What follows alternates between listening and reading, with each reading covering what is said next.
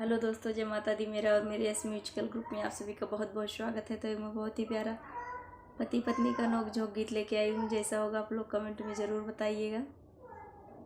हमके नाकी के नथुनिया मंगावा पिया, हमके नाकी के नथुनिया मंगावा पिया, मंगावा पिया हो गढ़वावा पिया, हमके नाकी के नथुनिया मंगावा पिया।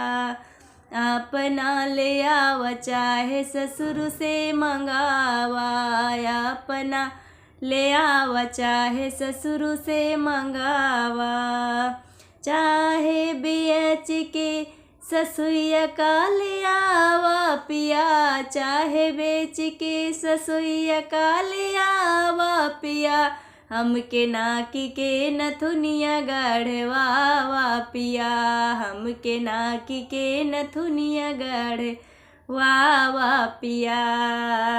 अपने ले आवा चाहे जेठ से मंगावा, अपने ले आवा चाहे जेठ से मंगावा, चाहे बेच के जेठानिया ले आवा पिया, चाहे बेच के जेठानिया ले आवा पिया, हमके नाकी के नथुनिया मंगावा पिया, हमके नाकी के नथुनिया मंगावा पिया।